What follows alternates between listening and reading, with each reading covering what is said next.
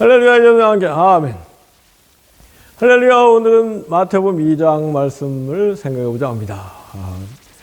예수님께서 베들레헴에 탄생하셨다. 동방박사 세 사람이 별을 보고 헤롯 대왕에게 와서 유대인의 왕이 태어났는데요. 그랬을 때 박사들이 베들레헴에 태어날 것이다. 뭐 이런 얘기를 해줘서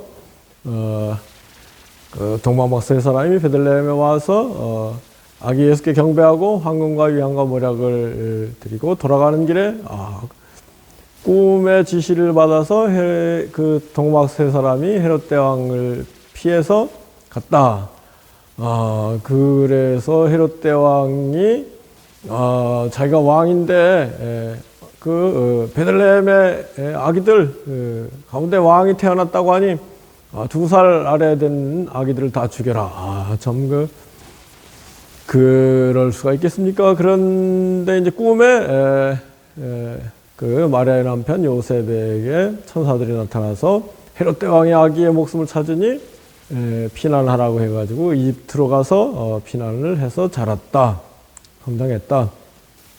예수님이 어느 정도 성장했는데 꿈에 또 요셉에게 헤롯 대왕이 죽었으니 돌아가라. 그래서 돌아가면서 베들레헴에 가기는 좀 겁이 나가지고 나사렛으로 가서 살았다. 이게 이제 마태복음 2장 스토리잖아요. 첫째는 구약 성경 베들레헴에서 메시아가 탄생될 것이다. 그 예언대로 이루어진 것을 강조하고 있다고 할까요? 근데 이제 누가복음의 내용하고는 조금 다르거든요. 누가복음에서는 처음부터 요셉과 마리아가 나사렛에 살았다. 근데 이제 호구조사가 있어서 다윗의 자손이기 때문에 베들레헴에 가서 등록을 하려고 할 때에 그때 이제 아기 예수가 태어났는데 여관에 있을 곳이 없어서 마구간에서 말구유에 아기를 뉘우고 태어났다. 그리고 나서 이제 돌아와서 나사렛에서 자랐다. 그래서 이 누가복음 스토리하고 조금 다르잖아요. 누가복음 스토리는 결국은 예수님께서 나사렛에서 태어나셨는데 베들레헴에 가서 나사렛에서 부모가 계셨는데 베들레헴에 가서 태어나시고 다시 나사렛으로 돌아와서 자라셨다. 예수님의 이름이 뭐예요? 나사렛 예수. 당시에 이제 성은 없고 출생지나 부모의 이름을 붙여서 이제 부르던 시대였는데요. 예수님은 나사렛에서 자랐기 때문에 나사렛 예수라고 불렀건 틀림없거든요. 그런데 이제 베들레헴에서 메시아가 태어나야 된다. 그것을 이제 마태복음에서는 그렇게 누가복음에서는 또 호구조사를 위해서 이렇게 스토리를 기록을 해놨는데 여러분 어떻게 생각하십니까? 아무래도 이게 2000년 전 얘기이기 때문에 굉장히 뭐랄까요? 여러 가지 변수가 있을 수 있다고 할까요? 그래서 저는 그렇게 생각합니다. 두 얘기가 완전히 일치할 수는 없다고 생각합니다. 그래서 뭔가 예수님께서 나사렛 예수시긴 한데 베들레헴에 태어나셨다는 것을 기록하기 위해서 이렇게 마태복음과 누가복음에 다른 스토리가 있는데 마태복음에서는 또 이집트로 피난한 이야기, 또 아기들이 죽은 이야기, 이집트로 피난한 얘기, 이게 마치 모세가 태어날 때 이야기가 비슷하잖아요. 그래서 예수님의 정통성을 강조하는 거죠. 유대인들에게 예수님은 모세와 같은 사람이다. 제2의 모세, 뭐 그런 것을 강조하는 그런 흐름이라고 하겠습니다. 이제 누가복음은 솔직간명하게 나사렛 고향인데 호구조사 때문에 베들레헴에 가서 이렇게 출생을 하고 돌아와서 나사렛에서 사셨다, 이런 그 흐름이죠. 어떤 분이 그래요. 이 사복음서 마태, 마가, 누가, 요한복음의 기록이 굉장히 차이가 나는데 이 차이가 나는 사복음서를 신약성경으로 묶은 것이 그렇게 참 굉장히 용감한 일인 것 같다. 그런 얘기까지 하던데 저도 동의합니다. 그리고 조금씩 그 내용이 다른 것은 뭐 당연할 수 있는 거죠. 그런 얘기를 하더라고요. 이게 사복음서를 기록한 분들이 사진을 찍은 건 아니고 그림을 그렸기 때문에 차이가 날 수 있다. 그러면서 각자의 처한 입장과 처지, 뭐 환경, 뭐 배경 이런 거를 감안해서 사복음서가 쓰여진 거 아니겠습니까? 그걸 감안할 때 조금 차이가 있다고 해서 예수님의 이야기가 전부 허구다, 이런 말이 안 되는 거죠.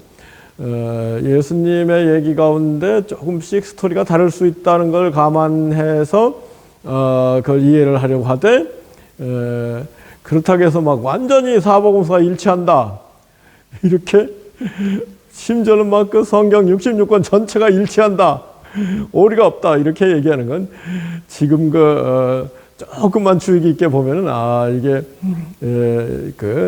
일치하지 않은 부분이 상당히 있구나, 이런 걸 알 수 있는 상황인데, 그거를 억지로 마치 교황은 오리가 없다, 그랬을 때 우리나라 삼성 창립 이병철 회장이 그랬다는 거죠. 아니, 교황이 인간인데 어찌 오리가 없겠느냐. 마찬가지로 성경의 전체적인 내용들, 성경의 완성 과정 이런 걸 생각하면 조금씩 불일치할 수 있다. 그게 더 흥미진진할 수도 있다. 그렇다고 해서 우리의 예수 그리스도에 대한 믿음이 흔들릴 수도 없다. 그런 걸 강조 안 할 수 없죠. 그런데 억지로 그냥 성경 66권 전부 일치한다, 이거는 조금 교황부 오류설 비슷한 오류가 있다고 하겠습니다. 그래서 우리 마태복음 2장의 기록과 누가복음의 기록이 조금씩 차이가 나는데, 그것은 각자의 배경이 조금 다르기 때문에 그렇게 기록이 그림을 그려놓은 것이다, 그런 거 아니겠습니까? 우리 신앙생활이 굉장히 뭐랄까요, 갖다 붙이는 식으로 억지로 되어서 되겠습니까? 이렇게 저렇게 생각할 때 납득이 되고 이해가 되고 믿어지고 그런 신앙생활이 되어야지 않겠습니까? 무조건 믿습니다 식으로 하는 건 조금 구태의연한 옛날식이라고 생각합니다. 그래서 이 마태복음 2장 기록, 거기 과연 어디까지 진실이냐, 굳이 확인하려고 할 필요는 없죠, 또. 그런데 사복음서의 기록 가운데 복음사가들, 마태, 마가, 누가, 요한복음, 사가 기록한 사람들이 조금 자신의 사상, 환경, 그런 것을 반영해서 쓴 부분이 있다.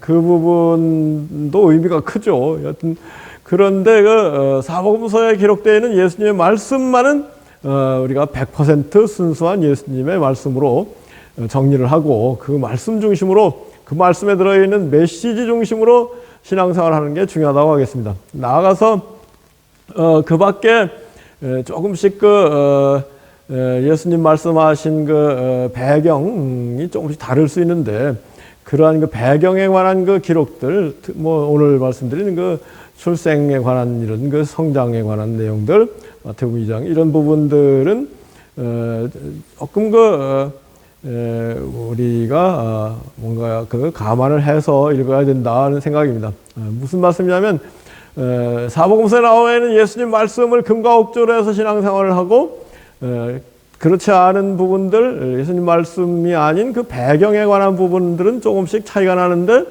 그 차이가 나는 거에 대해서 굳이 그렇게 뭐 크게 신경 쓸 필요도 없고, 그 중요한 것은 예수님께서 우리에게 뭐라고 말씀하시는가, 그 메시지 중심으로 신앙생활을 하는 사람이 참으로 복이 있다고 하겠습니다. 그러면서 첫째는 하여튼 그 사복음서의 그 내용들이 조금씩 그 불일치한다는 것을 인정하고 솔직간당하게, 그리고 그게 문제가 안 된다는 것도 인정하고, 그리고 무엇보다도 예수님의 말씀, 복음의 메시지, 진리 중심으로 신앙생활을 하는 사람이 참으로 복이 있다고 했습니다. 이러한 축복이 우리 모두에게 있기를 예수 그리스도로 축복하고 기도합니다. 아멘.